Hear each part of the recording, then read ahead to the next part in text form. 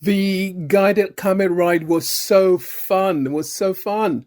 While we were at Abora Interclub Atlantic Resort in Maspalomas in the Canary Islands, we did the camel ride, the guided camel ride.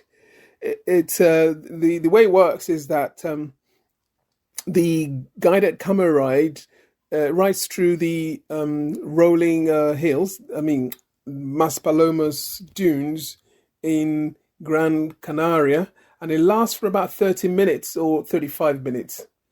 And the whole camel are led by an experienced guide.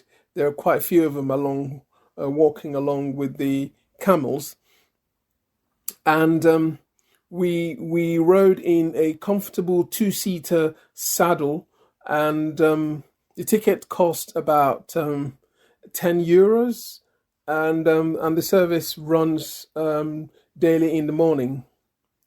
While riding the camels, we traveled along a marked path inside the protected Maspalomas natural reserves, taking in view of sand dunes, palm trees, and distant ocean horizon. The camels are calm and handled by their guides who walk alongside of them.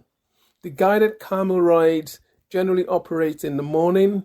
I will suggest that you book early, and I will advise you wear hat, sunglasses, and sun cream.